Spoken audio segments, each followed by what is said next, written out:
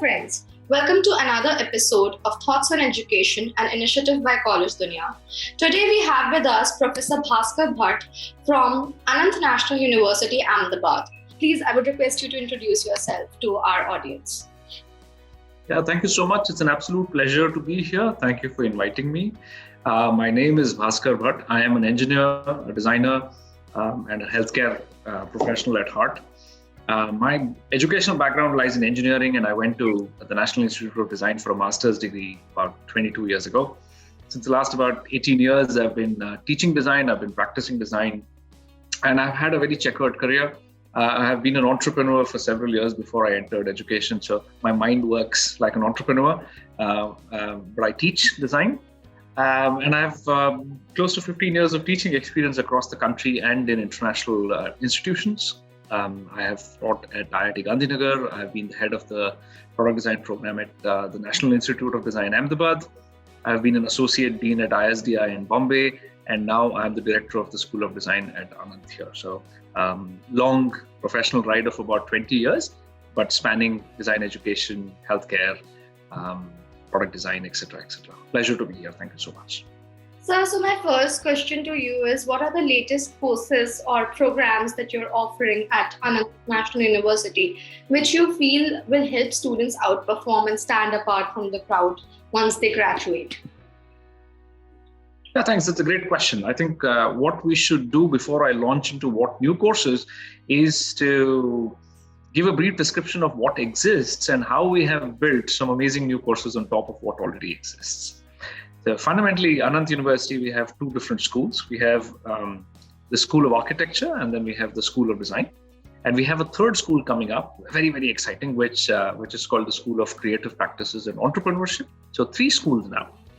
The School of Architecture takes obviously students from architecture with a background in NATA. But the School of Design has different specializations that we offer. The popular ones and the main ones being communication design. Okay, very, very exciting discipline. Then we have product design, which deals essentially with making of different objects around you. We have interaction design, which deals with interfaces and all sorts of apps and stuff like that. We have sustainable fashion and textiles, right? And we have transdisciplinary design as well. For a lot of students who don't understand what they want to specialize in, they can come in and take different courses across different disciplines. Now that's a magic, because very few institutions in the country offer you the ability to choose and pick courses from different disciplines, right? People always tell you that you have to study mechanical engineering, for example, but will they allow you to take a course from chemical engineering? No. But in transdisciplinary design, we allow you to actually choose. So you could build your own course for 4 years. That's one possibility. We also have very, very exciting programs coming up. We're launching a major in moving images, which is film, which will have motion graphics, which will have animation, and which will have filmmaking. So, and we have a couple of master's programs as well. We have a PhD program as well, depending on which level you're trying to enter in. But the new courses, they're mainly focused on design, and they're cutting edge, completely industry driven. So this is more of a professional degree rather than a theoretical degree. So, sir, what are the factors that make Anant National University or the programs that it has to offer the best for the students to opt for? Yeah, great question again. Thank you so much. Universities are not known by the number of buildings they have or the number of toys you have in your labs. Universities are essentially recognized by the people who teach in them. So if you really want to know how good a university is, you should be looking at the profile of the faculty members who teach. Now, going by that reasoning, if you take a look at the faculty members we have and the colleagues that I have, we have over 100 faculty who come from different parts of the world. I mean, we have faculty from North America, faculty from Iran, we have faculty from India, of course, Mauritius, Africa, and so on and so forth. So huge repertoire of skills, huge repertoire of knowledge. And these people bring in this amazing expertise across different domains. So that's really the strength of Anant U. If you really want to see what we are, we've got a great campus, first and foremost, huge green lush campus. it's in the middle of a lot of greenery. So when you come in, your mind is absolutely fresh, and the hostels are brilliant, and great courses and great faculty members. I mean, that's really the perfect recipe for learning, is what I believe. And so, what do you think, or what will you say are the best practices that you're offering? Best practices? Multiple things, right? I mean, many years back, I was fortunate to have lunch with the dean of Harvard. So I could spend about an hour, and I received this amazing professional tip in my life. It said, I was told, and she told me, she said, if you really want to run a great program, watch the input and the output and create as many experiences in the middle as possible. So which means that, we pay a lot of attention to the kind of students who come in. We have a pan-India presence. We have students from 17 different states in the country, states and union territories. So it's a very cosmopolitan campus, right? As I've said, it's a beautiful campus. In the middle, when they come into academia, we create as many experiences for them as possible. So which means that there are workshops with international faculty, there are international tours, we have master's programs, pathways, if you want to study abroad later. We have industry projects which are ongoing currently, ranging from conservation to defense technologies. We have different kind of projects depending on what the students' interests are. We fly in some of the best faculty in the world, literally best faculty in the world, to come and teach at the campus. And we provide, as many vivid experiences as possible to the students. And that's how you spark their creativity. And that's why I feel that, it's a great learning environment. Finally, to close that cycle, we very closely watch what happens to the student. So again, we have created separate pathways. If they want to go and work in the industry, we have associations with the industry. There's a placement body which looks at how students can find employment outside in an area that they wish to, right? Because design is a very vast area. So in which area they want to. We have MOUs with international institutions. So if you want to do a master's, then the student actually progresses to do a master's in UK, Australia, North America, etc., because we have institutional tie-ups. And finally, if the student or if the graduate is interested in entrepreneurship, we have an incubator and we have funds, and we can help you start a company and turn that little idea of yours into $1 million idea. So all these options are available, right? So my job is to really ensure that from the time you walk in till the time you exit, you have the best experience possible. That's really what my job is all about. So my next question is that what are the industry requirements for fresh design graduates? And at Anant, how do you tend to build an industry connect? Oh, thank you. Great question again. So we have a very active industry coordination body, which is actually helmed by senior professors. So we have Professor Subbalakshmi Mahapatra, who's a PhD in entrepreneurship. So she kind of is in the committee. We have Professor Milind Chitle, again, a very senior practitioner who spent, dozens of years in Singapore. He's come back. And then you have me on the committee. So three of us ensure that, we are in constant touch with the industry.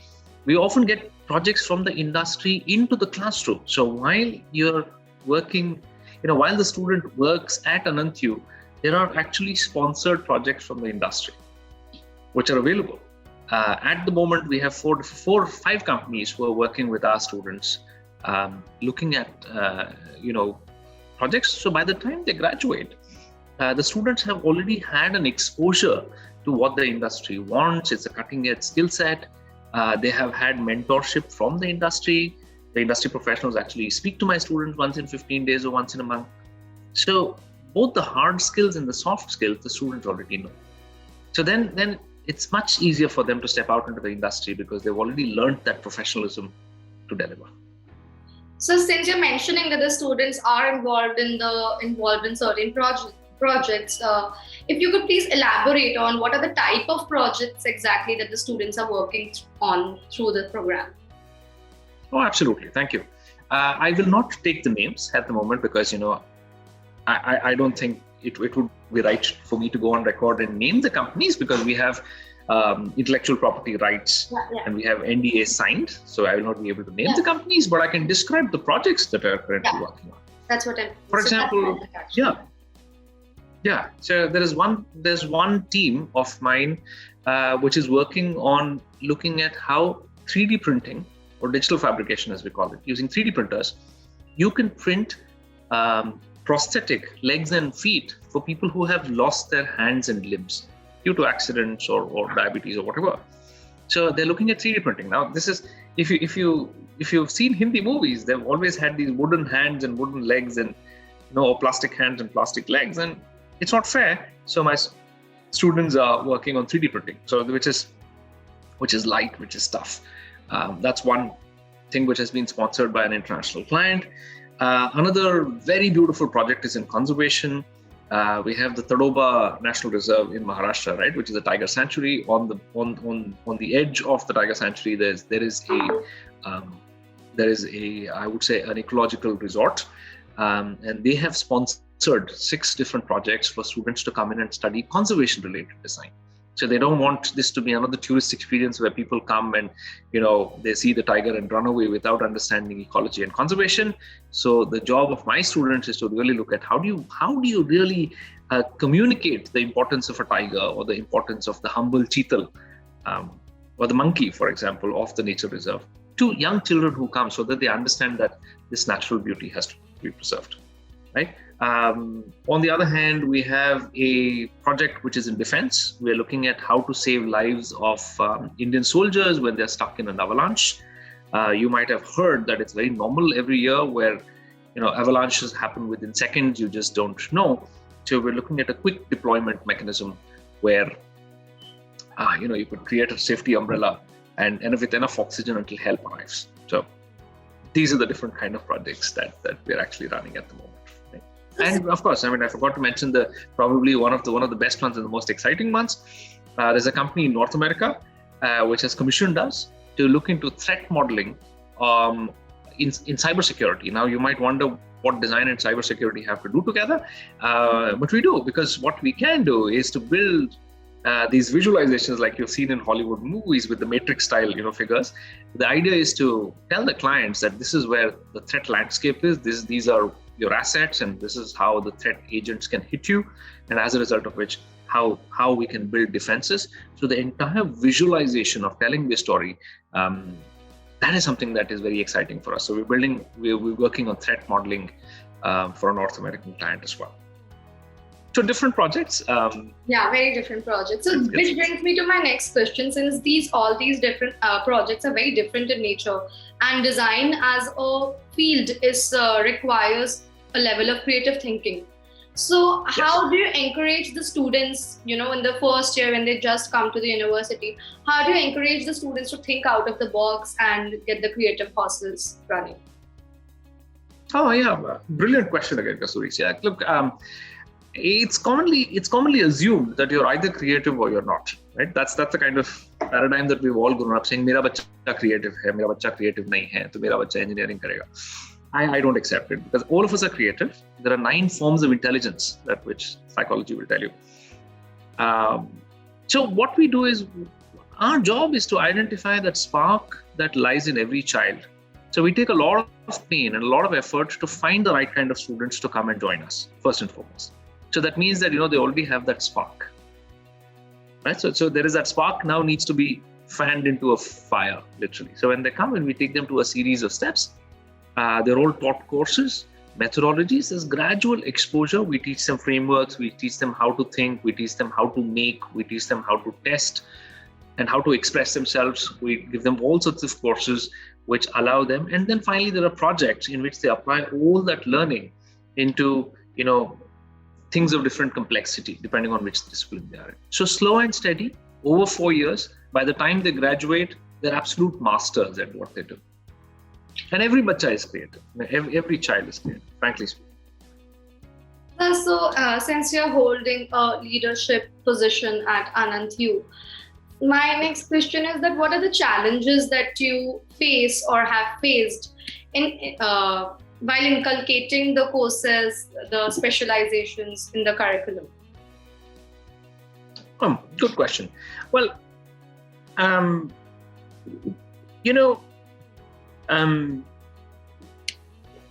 design is always has always been considered as a consumerist profession, or the common belief, or the belief of the common man is that design is about making pretty things.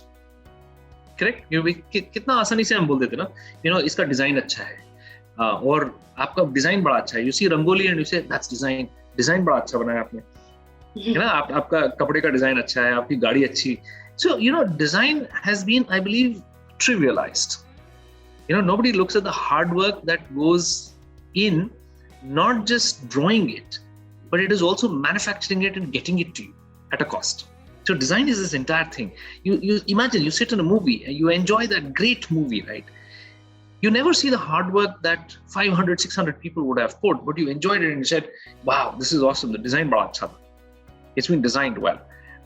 So our challenge is really to take the message to the people that design is not just about making pretty stuff. Design is not just about drawing well. Design is really the ability to constantly be creative every single day of your life.